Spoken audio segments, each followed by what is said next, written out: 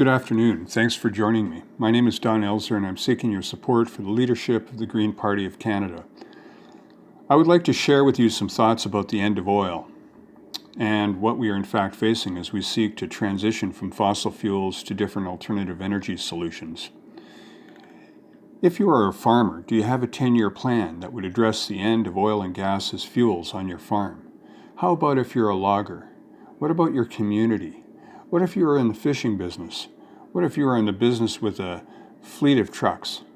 What if you are living in a rural area and you depend on your vehicle for a weekly supply run into town?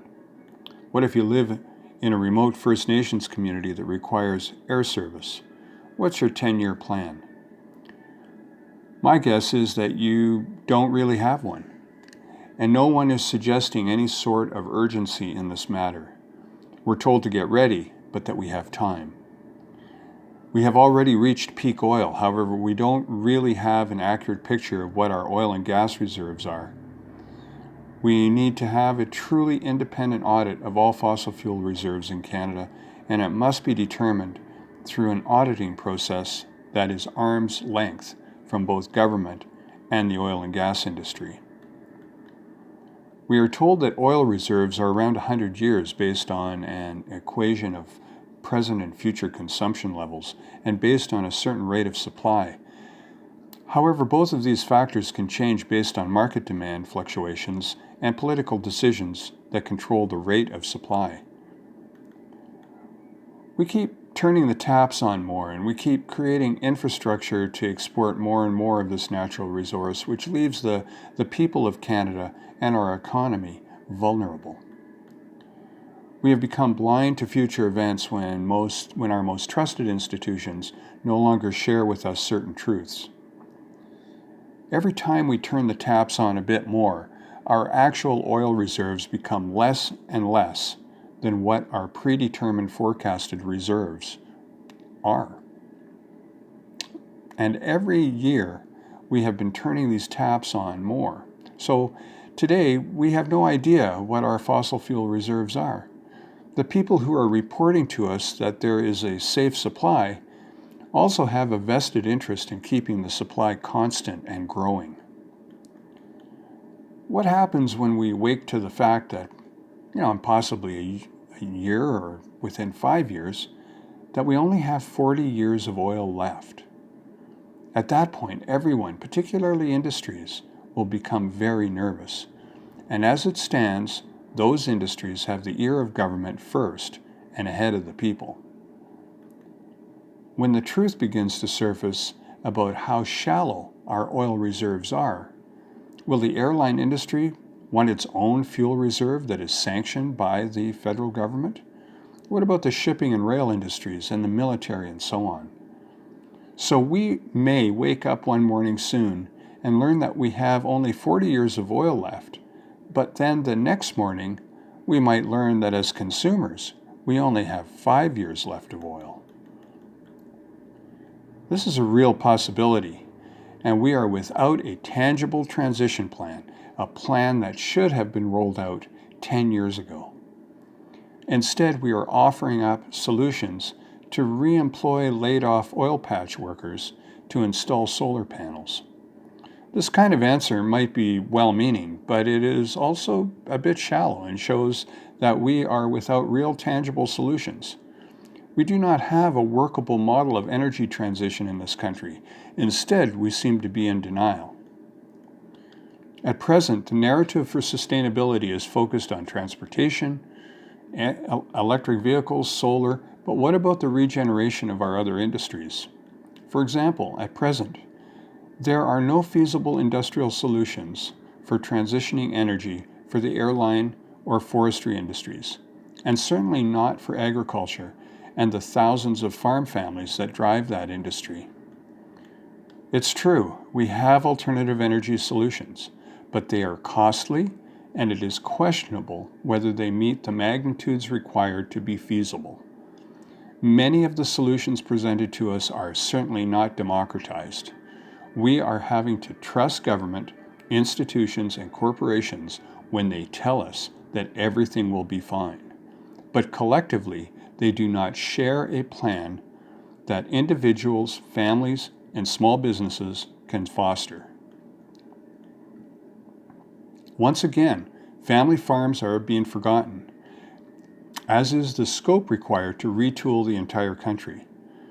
If you are a farmer carrying $1 million of debt on farm equipment with perhaps another $1 million in equity, that equity will be completely lost if your equipment becomes worthless. And with no viable, cost-effective alternative available for running the mechanical infrastructure on the farm, you will be in dire straits. And then so will the country. John Deere's solution is a tractor with an extension cord on a huge spool and a robotic arm that keeps you from driving over the cord. Agriculture is not ready. And a farmer will need at least a decade to retool and have access to funds and banking that will allow for the loss of equity on the antiquated farm equipment. There is no guarantee that banks and other lending institutions will support this transition, which will have problems amplified to include not only thousands of farms and small forest and fishing companies, but also the lion's share of small and micro businesses. This transition will impact all value chains within the economy. Imagine the loss of equity that will be experienced by both families and businesses as their vehicles will no longer function without fuel.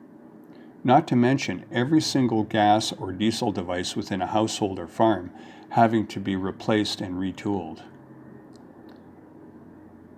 Imagine every homeowner in the country having to upgrade their electrical service from 100 amps to 200 amps in order to be able to carry the electrical load required to charge all of this extra battery-operated equipment.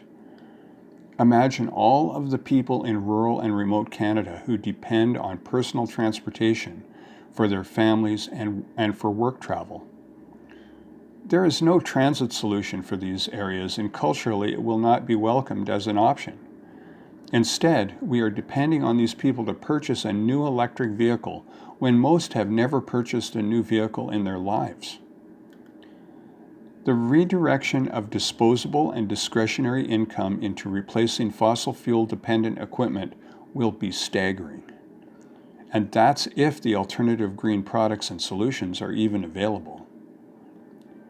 There are a few viable solutions, however, few are localized. It's one thing to have the new technology and alternative energy available. It's quite different to have it affordable and accessible to everyone. So what needs to be done? First, the House of Commons needs to establish a Royal Commission tasked with measuring the state of supply for both fossil fuels and alternative energy. The Commission will manage an independent audit which will determine with accuracy the remaining fossil fuel reserves, as well as determining an accurate potential for delivering alternatives. Second, we need to engage with manufacturers so that they get serious about offering alternative solutions for retooling Canada.